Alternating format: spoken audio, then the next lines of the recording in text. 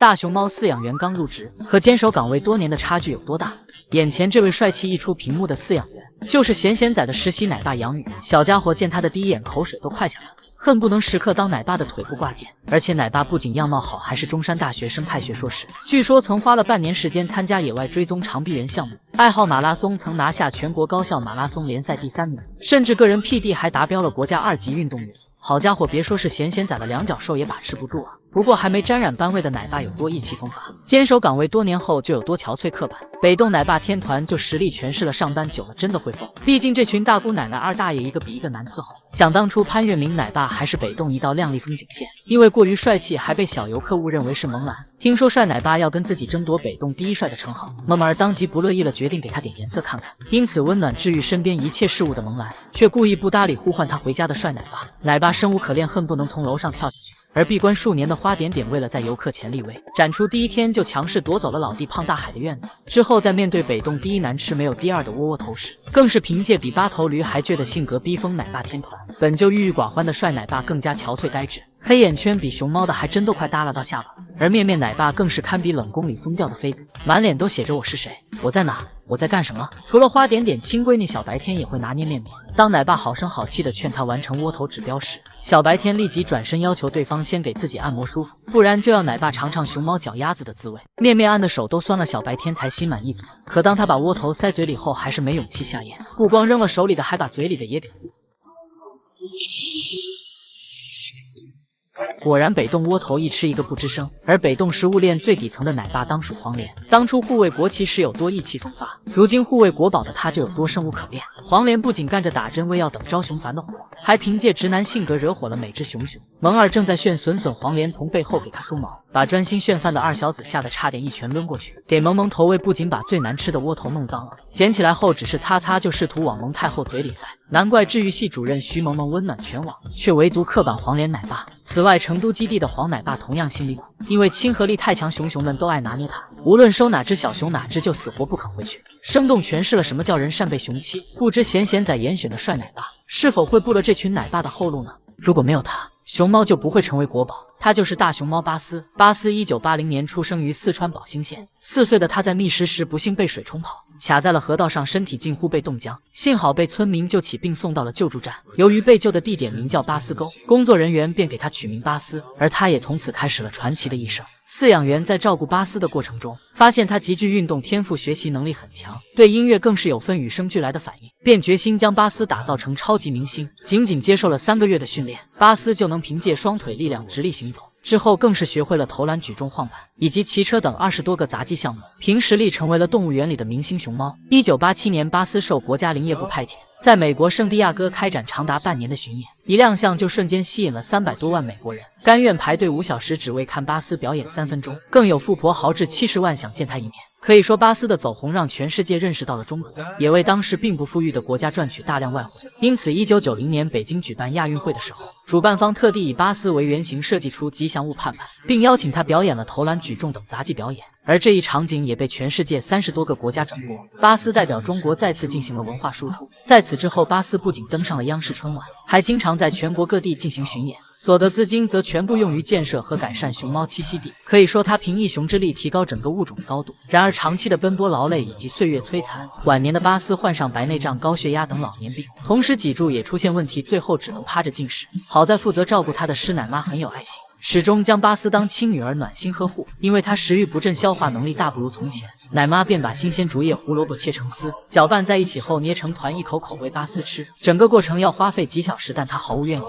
而巴斯也不愿奶妈太过劳累，懂事的他会主动帮对方抱起饭碗，并且当奶妈给巴斯喂治病的药物时，就算苦的小脸都皱巴巴，还是会咽下去。然而离别总是来的猝不及防，师奶妈年仅44岁就撒手人寰，而长时间见不到对方的巴斯也开始长达7天7夜的绝食。工作人员只好换上师奶妈的衣服，学着对方说话的语气给他投喂。但或许是太过思念师奶妈，次年37岁的巴斯就永远离开去了潘大星，想必他已经和最爱的师奶妈团聚了吧。巴斯一生都未曾生育过，而是为国家级熊猫种族做贡献。他是一位真正的时代英雄。大熊猫的性别究竟有多难区分？由于熊猫美兰气质脱俗，脸蛋绝美，所以一直被亚特兰大动物园当女孩养。等到美兰回国参与繁育计划的时候，基地更是直接安排了8只心动男嘉宾。没曾想美兰竟然一个也没看上，直到这小子出现了雄性特征，工作人员怀着忐忑的心情给他一检查，才发现熊家从始至终都是个男子汉。原来熊猫幼崽都是早产儿，发育不明显，饲养员只能凭借经验或性别特征来猜测，直到3岁后才能通过肉眼确认性别。荷叶就是因为从小性别特征偏男雄，体型比姐姐大 1.5 倍，再加上性格活泼，所以一直被工作人员误认为是男孩子。等到叶子3岁多都还没长出铃铛，专家才终于发现真相，替他拨乱反正。可由于男熊都做后肢训练，强身健体，以便未来相亲的时候能顺利交配，可怜的荷叶还被迫当了2年的练习生，甚至因体重达不到男熊标准而惨被留级。就是说基地欠我们叶子的拿什么还？恐怕荷叶变女熊最高兴的就是谭爷爷。以前的他呼唤荷叶，主打一个中气十足。荷叶，花花，花花，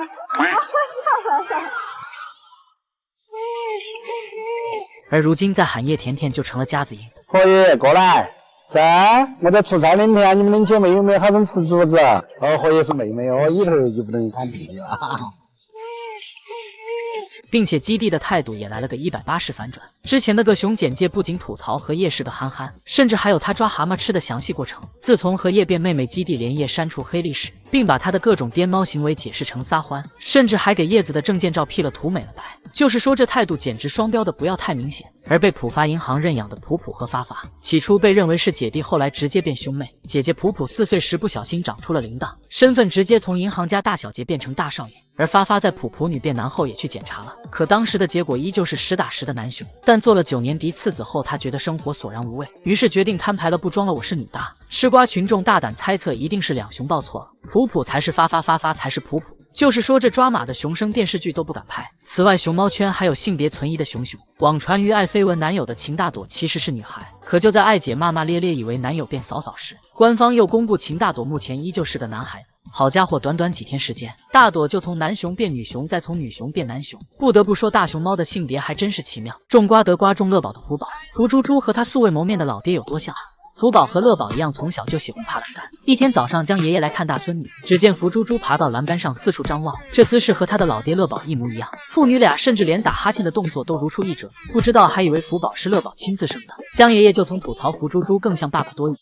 후보 성격은 아빠 쪽을 조금 닮은 것 같아요. 개구지고 약간 활동적이고 뭔가 장난치고 호기심이 많은 친구입니다. 그래서 福宝和乐宝吃饭时都喜欢把手臂搭在靠背上，然后抬着高贵的头颅单手干饭，心想我要做最靓的仔。在那场干饭时，父女俩则是半躺在地上，葛优躺的姿势妥妥的复制粘贴。众所周知，乐宝是出了名的竹子质检家，福宝则是完美继承了老爹这一点。 闻到不好吃的就龇牙咧嘴，嫌弃的表情和乐宝如出一辙，并且福猪猪的敬业精神也完全遗传乐宝。这天虽然乐宝已经吃饱了，但看到外面人头涌动，不好意思干坐着的他开始表演起假吃。只见乐宝动作神态演绎的相当到位，就连咀嚼声都被完美模拟出来，可就是一片竹叶没吃到肚子里。而福宝的假吃技术还需要加强一下，少了咀嚼声仿佛失去了灵魂。此外，父女俩还都特别喜欢吃竹子自助餐，福宝和乐宝毛毛碎碎的小模样如出一辙，甚至连背影都是出奇的相像，并且福猪猪的脑袋还和他老爹一样大，这一点还得到了宋爷爷的认证。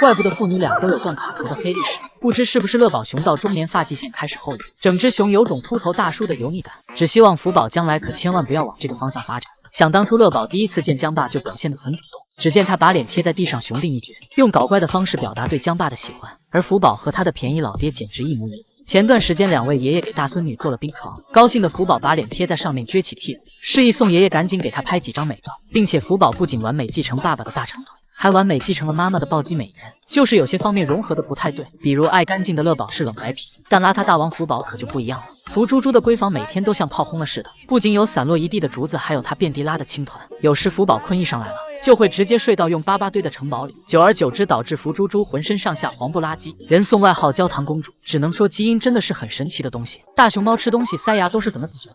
这天无聊的青瓷正坐在院里啃草吃，谁料吃着吃着直接塞牙，意识到不对劲的青瓷赶紧上手去扣，可折腾半天一点效果都没有。机智的他从地上捡起一根小树枝，当做牙签就开始剔牙。小九哥哥看到后过来捣乱，气得青瓷直接一脚把人家踹开。这一幕真让人怀疑他是两脚兽假扮的。而虫洞大姐大鱼爱牙还没长齐，吃东西就已经开始塞牙了。只见他疯狂揉着自己的小脸蛋，最后实在弄不出来，还跑去找奶爸姐。